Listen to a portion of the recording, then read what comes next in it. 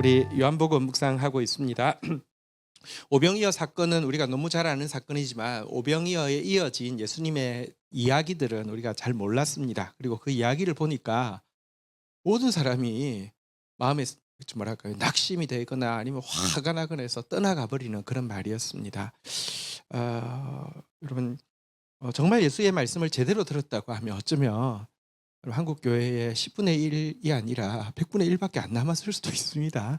그래서 어떤 의미에서 지금 이 시대에 막 이 혼란이요, 어쩌면 이제 알곡과 죽정이를 가르는 그런 시간이다, 이런 생각이 좀 들고요. 또 한편으로는 우리가 정말로 베드로처럼 영생의 말씀이 주께 있사오니 우리가 누구에로 가오리까, 진짜 말씀 쫓아가는 사람 되기 위해서 말씀 앞에 정말 서는 그 한 사람 되기 위한 몸부림이 되게 많이 필요하다, 이런 생각을 하게 됩니다. 자, 우리 이제 그 초막절에 있었던 일들 오늘 아침 본문에 이어서 한번 보도록 하겠습니다. 7장 14절부터 24절인데요. 14절, 15절 교독하며 읽도록 하겠습니다. 이미 명절의 중간이 되어 예수께서 성전에 올라가사 가르치시니, 15절 읽겠습니다. 시작. 놀랍게 여겨 이르되 이 사람은 배우지 아니하였거늘 어떻게 그를 아느냐 하니. 자, 예수님이 초막절, 그 승리의 절기고요. 또 이스라엘 백성들이 가장 좋아하는 이 절기, 형제들까지, 예수님의 그 육신의 형제들까지 스스로 나타나기를 원하는 사람 왜 숨어 있느냐, 가라고 막 이렇게 이야기했는데 같이 안 올라가셨고, 명절이 시작되고 나서 한 중간쯤 돼서 은밀하게 올라가셨고요. 가신 곳에서 성전에서 가르치고 계실 때에 거기 유대인들, 여기서 15절에 유대인이라고 하는 것은 이제 남부 예루살렘을 중심으로 한 이곳에 사는 사람들을 이야기합니다. 이 사람이 배우지 아니하거나 어떻게 그를 아느냐, 이렇게 이야기했는데, 여기 놀랐다는 말은 뭐 이렇게 경탄했다 이런 뜻이 아니라요, 경멸하는 어투로 교육도 제대로 못 받은 주제에, 저기 찌질한 저기 갈릴리에서 온 주제에 무슨 자격으로 그를 하네, 웃기네, 뭐 이런 뉘앙스로 예수님의 말씀에 대해서 이렇게 토를 달았다는 것입니다. 예수님의 학벌을 문제 삼은 것이죠. 또 오늘 본문은 학벌이지만 이제 월요일부터 보면 지역 가지고 계속 공격합니다. 이렇게 어떻게 갈릴리에서 그리스도가 날 수 있느냐, 이런 이제 이야기를 하죠. 또 예수의 외모도 문제 분명히 삼았을 것입니다. 우리한테는 예수님의 이미지가 너무 잘생긴 이미지지만 구약 성경에서 그려지고 있는 예수의 이미지는 대단히 초라한 이미지거든요. 어쨌든 저 학벌에, 저 지역에, 저 외모에 저게 어떻게 이제 이렇게 되었다는 것입니다. 여러분, 사람들은 제일 쉽게 보는 게 외모죠, 외형이죠. 학벌 물어보고, 그다음에 뭐 지역도 중요하죠. 서울 사람이냐, 저기 촌 사람이냐, 이런 것도 중요하죠. 또 외모를 보고 풍채를 보고, 또 그게 아니어도 규모가 크면 일단 사람은 이렇게 좀 먹어주잖아요, 그죠? 규모 이런 거 보고 이렇게 하는데요. 근데 여러분, 이 같은 사람의 기준이 아니라 하나님의 기준은 전혀 다르다는 것을 꼭 기억해야 됩니다. 하나님은 규모가 크고 적고가 아무 중요하지 않습니다. 하나님은 큰 거는 엄청 심혈을 기울여 만들고 작은 거는 대충 그냥 던져놓아서 만드는 것입니까? 아닙니다. 조그만 꽃 하나도요, 현미경으로 보고 봐도 안에 끝없이 정교하게 되어 있습니다. 하나님 앞에는 규모가 하나도 아무 문제가 없습니다. 외모도 사실은 하나도 중요하지 않습니다. 미스 코리아가 하나님께 영광 돌리면 저같이 생긴 사람은 하나님께 고소장을 내야 됩니까? 아니요. 외모 중요하지 않고요, 지역이나 학벌 하나도 중요하지 않습니다. 하나님 중심을 보십니다. 근데 사람은 어쩔 수 없이 외모를 보잖아요. 여러분, 사무엘상 16장 7절, 하나님께서 사울을 패하겠다고 할 때 사무엘이 너무 슬퍼하거든요. 자, 근데 사무엘이 왜 슬퍼했을까요? 한번 7절 같이 한번 읽어볼까요? 시작. 여호와께서 사무엘에게 이르시되 그의 용모와 키를 보지 말라. 내가 이미 그를 버렸노라. 내가 보는 것은 사람과 같지 아니하니 사람은 외모를 보거니와 나는 여호와는 중심을 보느니라. 자, 보면 이제 패하겠다고 했는데, 불순종하고 교만해서 패하겠다고 했는데 사무엘이 너무 슬퍼서 금식하고 해요. 그때 하나님이 사무엘에게 뭐라고 했다고요? 한번 따라했습니다. 그의 용모와 키를 보지 말라. 그럼 사무엘이 뭘 봤다는 겁니까? 그의 용모와 키를 봤다는 거예요. 무슨 말이냐고. 저 키에 저 용모에 조금만 좀 고쳐 가지고 순종하고 조금만 고쳐서 겸손하면 될 텐데, 저런 사람 없는데, 저런 사람 없는데, 너무 아까워. 어쩌지? 아까워서 어쩌지? 내가 온 나라를 돌아봤는데 저 정도 인물에 저 정도 키에 저런 사람 없는데 아까워서 어쩌지? 이랬다는 거예요. 사람이 얼마나 외모에 외형에 얼마나 끌립니까? 한번 보십시오. 나중에 다윗 기름 부으러 갔을 때도 앞에 형제들 7명 지나갈 때요. 7명 지나갈 때마다 기름 부으려고 했어요. 와, 우리 사무엘 왜 그러세요? 아니, 근데 보니까 너무 괜찮아. 왜 또 기름, 아니야. 아니, 이게, 한두 번 하면 안 해야 되잖아요. 자꾸 그랬어요. 그 정도로 우리가요, 인간은요, 어쩔 수 없이 외모에, 외형적인 것에 끌려요. 여러분, 왜 약한 사람 편을 들어야 되는지 아십니까? 강한 사람은요, 큰 사람은요, 편들지 말라고 해도 기본적으로 편을 들게 돼 있어요, 우리가. 기본적으로 좋게 생각하게 돼 있어요. 약한 사람은요, 편들라 그래도요, 기본적으로 나쁘게 생각하고요. 기본적으로 도외시하는 마음이 있어요. 그래서 균형을 맞추려고 하면 편을 들어야지 균형 겨우 맞을 수 있기 때문에 그런 거예요. 그 정도로 우리는 외모에 엄청 끌리는 존재입니다. 그러니 예수에 대해서요, 유대 사람들이, 그때 높은 서울 사람들이요, 막 이렇게 저 학벌에 저 촌놈이 저 얼굴에 아유 이렇게 되었다는 것입니다. 자, 그러면 한번 하나님께서 이왕 예수를 메시아로 보내시려고 하면 이런 말 안 듣게 보내실 수는 없었을까요? 아니, 예수님을 꿈이라는 것도 아니고 예수님 모양 그대로 이 세상에 오시며 하나님의 아들이시고요. 여러분, 진짜 그 영광이 뭐 어떤 왕과 비교하겠습니까? 또 하나님이 굉장히 예술적이잖아요. 그죠? 아마 예수님이 그냥 영이시기 때문에 그렇지만 어쨌든 하나님이 진짜 탁월한 예술가이기 때문에 그냥 예수님의 그 영이신 예수님을 육으로 보낼 때 그냥 그 모습 그대로 육화시키면 진짜 세상에 볼 수 없는 전무후무한 조각미남이셨을 수 있어요. 그냥 과장하라는 게 아니라 예수님 모습 그대로 와도 모두 그냥 와 하면서 이런 말 절대, 이런 아까 15절 띄워보십시오. 이런 소리 절대 안 듣게 하실 수도 있었을 텐데 왜 예수님을, 여러분 이사야서 53장 1절 2절 한번 보면 이미 구약 시대에 예수를 보낼 때 예수 보내면 어떤 반응이 있을지 하나님이 모르는 게 아니에요. 우리가 전한 것을 누가 믿었느냐, 여호와의 팔이 누구에게 나타났냐. 2절 한번 볼까요? 시작. 그는 주 앞에서 자라나기를 연한 순 같고 마른 땅에서 나온 뿌리 같아서 고운 모양도 없고 풍채도 없은즉 우리가 보기에 허무할 만한 것이 아름다운 것이 없. 그러니까 예수님이 모양도 풍채도 허무할 만한 아름다운 것이 없어서 우리가 전하는 거 이분이 메시아셔라고 이야기해봤자 아무도 안 믿을 거라고 하나님이 아시고 보냈어요. 이게 왜? 이왕 보내실 것 같으면 진짜 폼나게 보내셔가지고 딱 보자마자 다 꿇어 엎드리고 우와 이렇게 왜 보내실 수 있었을 텐데 왜 이렇게 하셨을까요? 왜 이 유대 사람들에게 걸림이 되게 보내셨을까요? 이유가 있습니다. 그 이유는요, 예수님이 이렇게 비천하게 오셔야지만 가장 작은 자, 가장 가난한 자까지 주님 앞에 나올 수 있는 엄두를 얻기 때문입니다. 예수님이 화려하게 오면요, 가난한 사람 보고 아무리 오라고 해도 못 옵니다. 여러분, 부잣집에서 진짜 의리의리한 부잣집에서 가난한 사람 초청하면 못 갑니다. 못 갑니다. 제가 어릴 때 기억이 나는 게 있습니다. 친구 중에서 한 친구가 부자가 있었습니다. 그 집은 목욕탕을 했습니다. 저희 어릴 때는 저희 집만 그런지 모르겠는데 저는 진짜 1년에 한 2번 정도 목욕탕을 간 것 같습니다. 그러니까 온몸에 때가 아주 많습니다. 근데 그 집은 이제 부잣집이고 목욕탕 하는 집이었어요. 한번 친구 집들끼리 놀러 갔어요. 놀러 갔는데 그러니까 그 중에서는 제가 좀 잘 사는, 그러니까 그 친구는 엄청 잘 사지만 저는 나머지 두 친구는 진짜 가난했거든요. 근데 얘가 좀 그래요. 이제 막 친구지만 약간 이제 부자 티를 내는 친구였어요. 근데 걔 둘한테 야, 니네들 가서 이제 목욕해 하고 먼저 보내더라고요. 그러면서 하는 말이 쟤들은 가난하니까 때가 많을 거니까 저기 뭐 창피할 수 있으니까 먼저 보냈어 하면서 야 우리 들어가자 이렇게 이야기하는데 나는 진짜 정말 때가 엄청 많은 사람이어서 그래서 내가 뭐 감기가 좀 있어서 나 못 들어갈 것 같아 못 들어갔거든요. 아니 목욕탕 들어가자고 해도 못 들어가겠더라고요. 부자 티 내니까 못 들어가겠더라고요.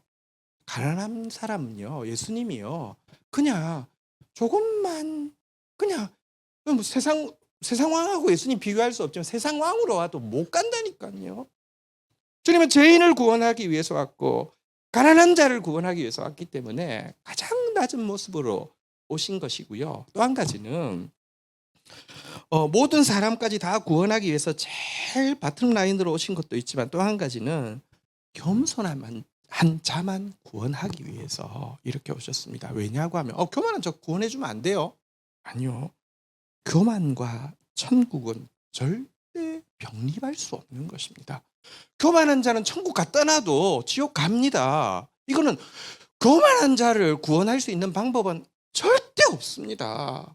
천국에는 교만이 들어갈 틈이 없습니다. 그래서 이렇게 낮게 오신 것인데요. 아니나 다를까 이 유대인들이 막 경멸하고 조롱하고 이렇게 됐다는 것이죠. 여기에 대해서 예수께서 어떻게 답하십니까? 16절 17절 우리 한번 보도록 하겠습니다. 예수께서 대답하여 이르시되 내 교훈은 내 것이 아니요 나를 보내신 이의 것이니라. 17절 같이 읽겠습니다. 시작. 사람이 하나님의 뜻을 행하려 하면 이 교훈이 하나님께로부터 왔는지 내가 스스로 말함인지 알리라. 자, 예수님께서 너 우째 글 안 해? 막 조롱할 때 내 교훈은 16절입니다. 내 것이 아니요 나를 보내신 이의 것이다 라고 이야기하고 나서는요 17절에 내 교훈이 내 것인지 아니면 나를 보내신 이가 나한테 하라고 하신 말만 하는 것인지 어떻게 알 수 있느냐. 너 그 받는 사람이 청자가 어떤 자세가 될 때 이거를 분별할 수 있느냐 한번 따라하겠습니다. 사람이 하나님의 뜻을 행하려 하면 그러니까 너희들이 하나님의 뜻을 행할 마음이 있으며 내가 하는 이 말이 하나님의 말씀인지 내가 스스로 하는 말인지 알 수 있다 이렇게 이야기하고 있습니다. 그러니까 여러분 듣는 사람도 대단히 중요합니다.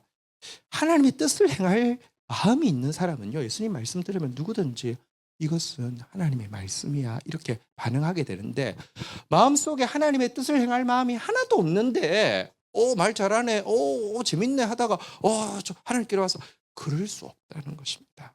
마음속에 하나님의 뜻을 너한테 지금 내 학벌 묻는 너에게 내 지역 묻는 너에게 묻고 싶은 것인데 너희 안에 하나님의 뜻을 행할 마음이 있느냐 이렇게 지금 먼저 묻고 있는 것입니다. 자 그리고 나서는요 17절 자신이 진짜 하나님께 온 것을 또 자기도 증명을 해야 되잖아요. 예수님은 덮어놓고 믿어 의심하지 마 이렇게 이야기하는 분이 아닙니다. 자기가 믿을 수 있도록 스스로가 증거를 계속 주시는 분이시거든요. 18절 한번 볼까요? 같이 한번 읽도록 하겠습니다. 읽겠습니다. 시작. 스스로 말하는 자는 자기 영광만 구하되 보내신 이의 영광을 구하는 자는 참되니 그 속에 불의가 없느니라.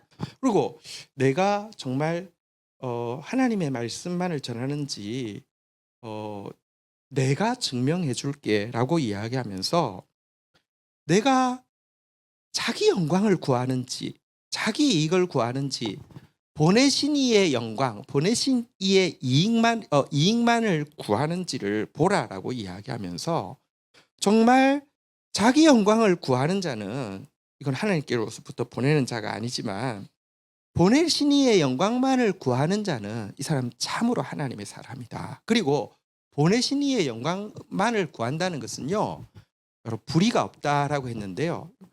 그러니까 하나님이 하라고 하신 말씀만 이 불의가 없이 전하고 하나님이 하라고 한 일만 참되고 불의가 없이 행한다 이렇게 이야기를 하고 있는 것입니다. 여러분 사실 우리는 어떤 진리 앞에서 자신도 점검해야 되고 상대방도 점검을 해야 합니다. 지금은 명확한 것 한 가지 예수 그리스도 외에 다른 구원자는 없습니다. 그렇게 이야기하는 순간 그건 다 거짓이고 사탄이죠. 그런데 마치 예수 그리스도의 어떤 사자인 것처럼 이야기하면서 사실은요, 이렇게 예수 그리스도의 자리를 빼앗으려고 하는 이런 때는 좀 더 구분이 어려울 수 있거든요. 어쨌든 우리는 나 자신도 점검해야 되고 하나님 말씀 들을 때 그 스피커인 그 사람도 점검해야 합니다. 분별해야 합니다. 보십시오. 예를 들어 지금 이 참 기가 막힌 게 정광훈이 집회할 때 그 정광훈의 이름으로라는 찬양가가 이렇게 울려 퍼지거든요. 그 가사가 한번 진짜 기가 막힙니다. 어둠 속에서 빛을 찾은 자여 정광훈 당신의 이름으로 외친다. 강한 의지 불같은 열정 조국을 위해서라면 나는 일어선다. 오 애국자여 당신의 길을 가리라. 빛나는 태극기 아래 모두가 하나 되어 전진하라. 정광훈의 이름으로 자유와 정의를 위해 싸우리라. 야, 여러분 그 사람이 한 말을 보니까 뭐 우리가 잘 아는 거 하나님 까불면 나한테 죽어 뭐 이거 들어봤죠, 그죠? 조금 후에는 이런 말도 했대요. 하나님 사표 내고 당장 나랑 바꾸자 이렇게 이야기를 했대요. 자신 없으면 사표 내고 나랑 바꾸자. 그런데 이렇게 자기 영광을 구하는 자를 분별이 안 돼서 하나님의 선지자인 것처럼 생각하는 이 한국 교회는 어떻게 된 것입니까? 정말 정말 답답하고 두렵습니다. 또 예를 들어 여러분 이만희가요. 자기가 왜 메시아라고 이야기하는 줄 아십니까? 되게 중요한 게 이만희 딱 생긴 거 보면 모든 종교 이단 지도자 중에서 제일 못생겼잖아요. 그죠? 사실 진짜 못생겼잖아요. 근데요. 자기가 메시아인 증거가 그거래요. 자기처럼 못생긴 사람 봤냐요. 자기처럼 학벌 없는 사람 봤냐요. 자기처럼 이렇게 출신 성분이 나쁜 사람 봤네요. 그래서 자기가 메시아래요. 아니요. 메시아는요. 한번 따라하겠습니다. 참되니 불의가 없느니라. 여러분, 그 놈도 자기 영광, 자기 이익만 구하는 걸 빼고도요. 여러분, 사람을 분별할 때 참되냐, 거짓되냐, 불이냐, 이 말씀, 공이냐 이걸로 판단하는데요. 그거 진짜 기가 막히죠. 그러니까 그 신천지 그 질문 중에서 그 예수님 외모가 어떤지 아느냐라는 질문이 있습니다. 그래서 사람들이 와, 뭐 멋있다고 생각한다 이렇게 이야기하면 우리가 읽었던 이사야서 53장 2절, 3절 보여주면서 아름다운 모양도 없고 풍채도 없다고 했다. 우리 이만희 선생님. 이렇게 가요. 그러니까 여러분 어쨌든 여기 예수님의 기준은 정확하잖아요. 그죠? 너희들을 점검해라. 너희 속에 하나님의 뜻을 행할 마음이 있느냐. 두 번째 말하는 당사자를 점검해라. 정말 자기 영광을 구하느냐. 하나님의 영광을 구하느냐. 예수님 하나님이신데도 한마디도 자기 뜻대로 하지 않고 하나님 뜻대로 하고 하나님이신데도 한 행동도 자기 마음대로 하지 않고 하나님 뜻대로 행하시고 한 말씀에도 거짓이 없었고 한 말씀에도 불의가 없었잖아요. 그죠? 어쨌든 이렇게 이야기를 하셨습니다. 그런데도요. 유대인들이 이 예수를 믿지 않는 이유는 정확합니다. 자기부터 하나님의 뜻을 행할 마음이 일단 하나도 없고요. 두 번째는 자기도 자기 영광을 받고 싶은 거예요. 영광을 내가 줄 테니 나한테 나한테 줄 모찌가 얼마나 큰지를 가지고 특별히 유대인들은 갈릴리 사람보다는 더 똑똑하잖아요. 돈도 많잖아요. 힘도 있잖아요. 그죠? 예수한테 영광 주려고 했어요. 갈릴리 사람들 허접한 사람들이 주는 게 아니라 우리가 주는 거는 단위가 0이 몇 개 더 붙어요. 우리가 줄 테니 당신 우리한테 뭘 줄래요? 딜에 응하지 않으니까 확 무시하는 거예요. 요한복음 5장 44절 45절 우리가 이미 봤잖아요. 그죠? 너희가 서로 영광을 취하고 유일하신 하나님께로부터 오는 영광을 구하지 아니하니 어찌 나를 믿을 수 있느냐. 45절 같이 읽어볼까요? 시작. 내가 너희를 아버지께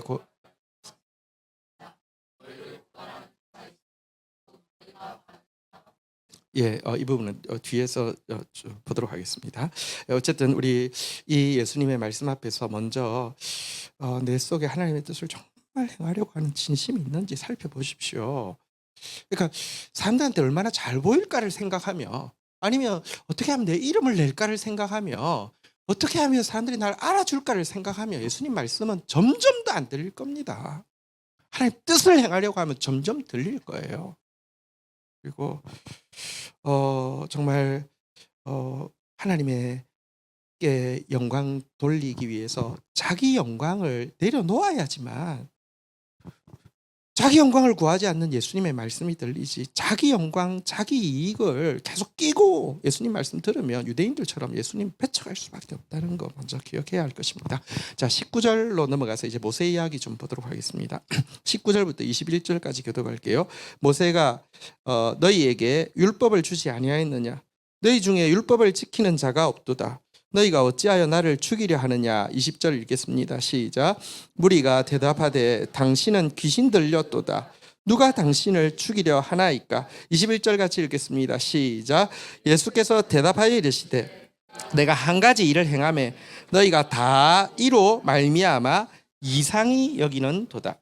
자, 예수님께서, 자, 19절 보십시오. 유대인들이 제일 존경하는 사람이 모세죠. 그리고 모세의 율법을 제일 높이고 또 예수를 사실 죽이려고 하는 이유가 모세의 율법을 범했다는 이유로 예수 나중에 이제 죽이게 되잖아요. 그죠? 근데 예수님 말씀하십니다. 너희가 율법의 수여자인 모세 이야기하는데 너희는 율법을 지키지 않는다라고 이야기합니다. 그러면서 너희가 율법을 지키지 않는 이유가, 않는다라고 단언할 수 있는 이유가 무엇이냐? 너희가 나를 죽이려고 하기 때문이다라고 이야기하니까, 여기 올라와 있는 사람들 중에서는 디아스포라 유대인들도 있고 지금 여기 분위기가 어떻게 돌아가는지 잘 모르기 때문에 20절에 보니까 저 오버하네, 약간 저기 좀 뭐 이렇게 피를 받아서 좀 오버하네, 이렇게 생각을 했습니다.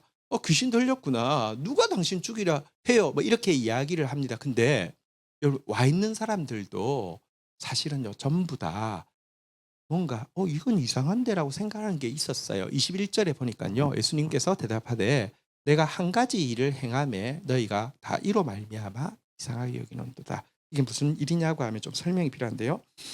유대인들이 예수님을 죽이는 죽일 수 있는 빌미를 처음 잡고 끝까지 주장한 사건이 무엇이냐고 하면 요한복음에 나오는데 38년 된 병자를 고쳐준 일입니다. 이 일 때문에 처음으로 예수를 죽일 수 있겠다라고 생각하고, 이게 그들의 굉장히 중요한 논리였습니다.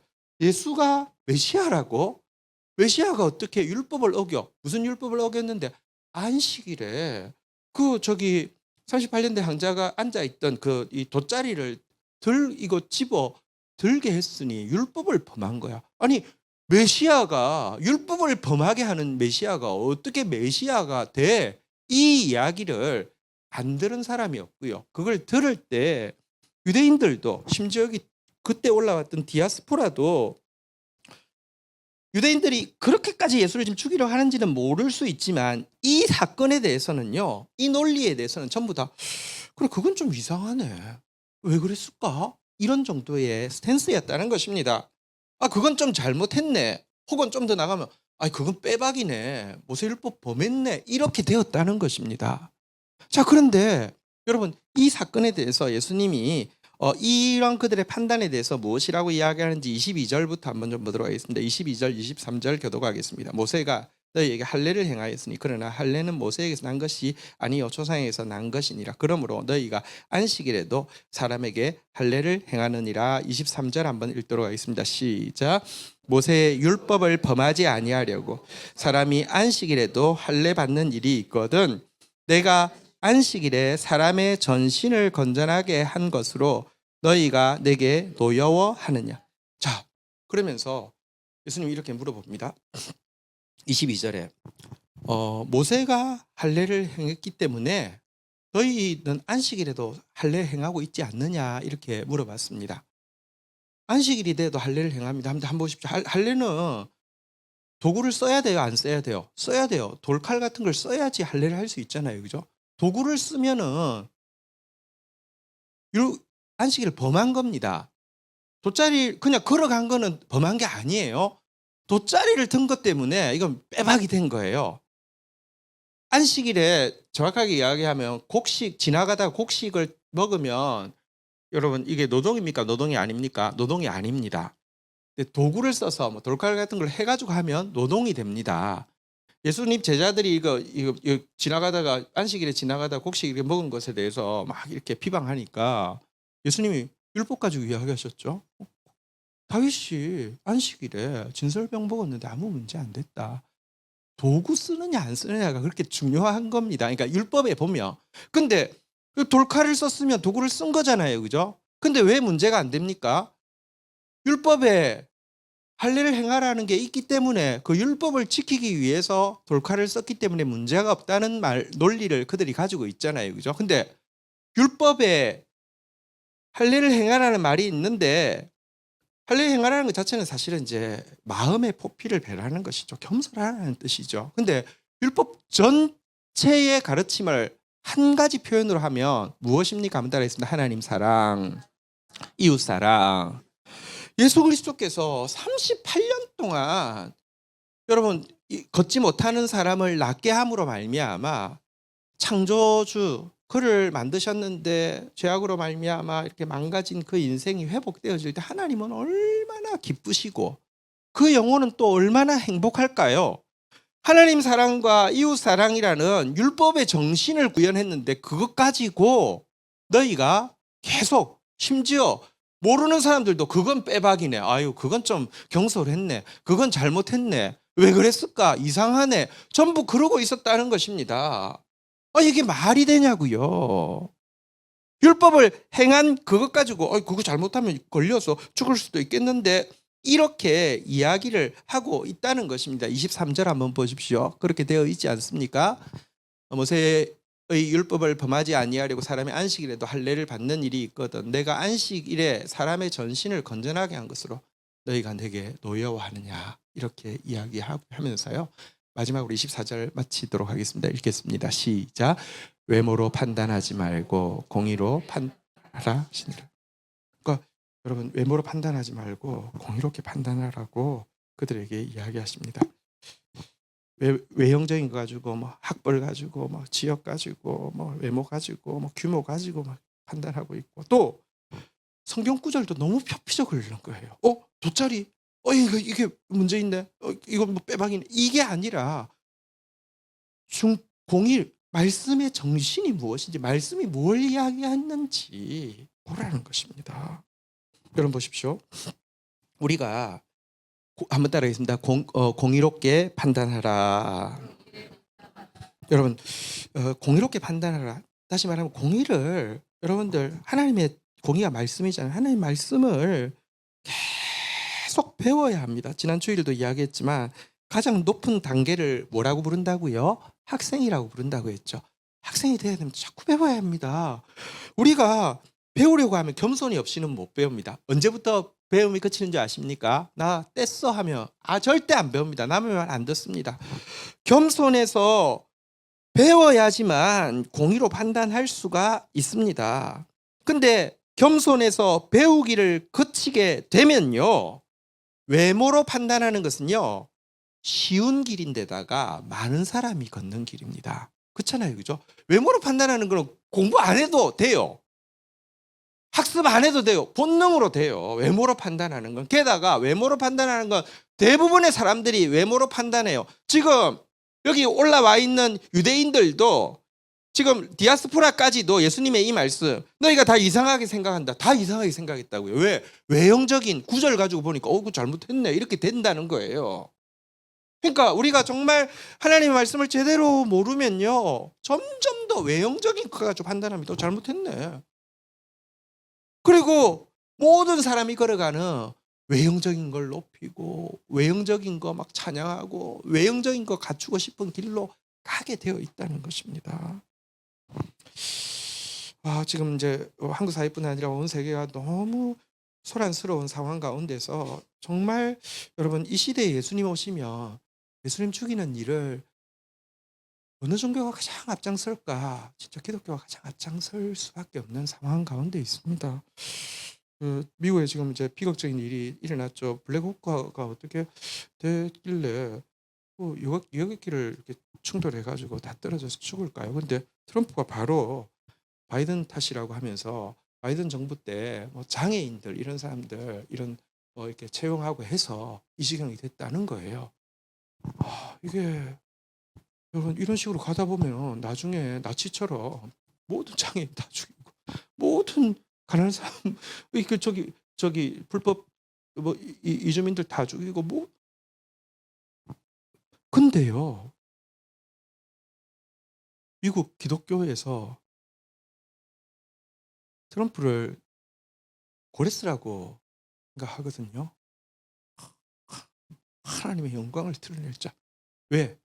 왜 하나님의 영광을 드러낼 자인지 아세요? 미국을 영화롭게 하니까. 미국을 영화롭게 하고 자기를 영화롭게 하니까 하나님의 영광을 드러낼 자. 히틀러 시대에 독일 교회가요. 하나님이 보내주신 메시아는 아니지만 이 시대의 메시아다. 우리를 영화롭게 하기 위해서 보내주신 메시아. 여러분 이스라엘 백성들이요. 예수가 올라올 때 뭐라고 외쳤는지 아십니까? 하늘에는 평화, 땅에는 영광이라고 외쳤습니다. 하늘에는 평화. 하나님 그동안 우리한테 미안한 거 많으셨죠. 이제 좀 마음 편하게 가주셔도 됩니다. 왜? 이분이 우리에게 영광을 줄 것이니까. 아니요. 정확하게 성경을 읽어야 됩니다. 예수님을 이 세상에 보내면서 하나님은요. 거꾸로 이야기하셨죠. 하늘에는 영광, 땅에는 평화라고 했는데 예루살렘 올라오실 때 노래를 똑같은 말 같지만 완전 다른 말이거든요. 하늘의 평화. 이제 덜 미안하셔도 돼요. 이제 보상 받았어요. 땅에는 영광. 큰일 납니다. 외모로 판단하면요. 진짜 큰일 납니다. 그리고 또 왜 트럼프가 고레스인 이유가 틀림없는지 아느냐? 고레스가 여러분 이스라엘 수도가 텔아비브인데요. 고레스 때 지난 1기 때 예루살렘을 수도라고 선포했거든요. 자 봐라. 아무도 못하는 일. 예루살렘을 수도라고 선포했으니 저가 고레스가 아니냐. 얼마나 외형적인 것으로 보아요. 예루살렘이라는 것이 평화의 조성이라는 것인데 그 말 한마디가 훨씬 더 많은 분열과 전쟁을 막 일으키는데 그러니까 지금 그리스도인들이 너무 성경을 모르는 상태에서요. 진짜 외모로 판단하는데 문제는 그게 하나님 뜻이라고 강하게 주장하니까 지식 없는 열심히 여러분 망하게 하고 죽이는데 여기에 너무 앞장서고 있습니다. 아마 이 시대에도 예수님 오시면 한국 교회에서는 완전히 그냥 버림받고 낙인 찍히고 그렇게 될 것입니다. 그러나 정광훈 같은 사람이 와도요. 정광훈의 이름으로 정광훈이 와도요. 열광하고 정말 우리 하나님 말씀 겸손한 자가 되어서 하나님 말씀 배우기를 공의를 배우기를 그치게 되면 여러분 점점 더 외모로 판단하는 쉽고 많은 사람이 가는 길을 갈 수밖에 없다는 사실 앞에서 다시 한번 우리의 신앙을 돌아보는 그런 시간이 되어야겠습니다. 그렇지만 절망하지 말고 여러분 진리를 찾는다는 사람이 있으면 바뀔 수 있습니다. 능력이 있는 사람, 큰 사람, 막 영향력 있는 사람을 찾는 게 아니라 가난한 사람, 겸손한 사람, 진짜 은혜를 발견하고 은혜 앞에서 하나님의 뜻을 배우는 사람 한 사람이면 됩니다. 우리 같이 그 하나님을 찬양하고 의지하며 나가도록 합시다. 자리에서 일어서시겠습니다.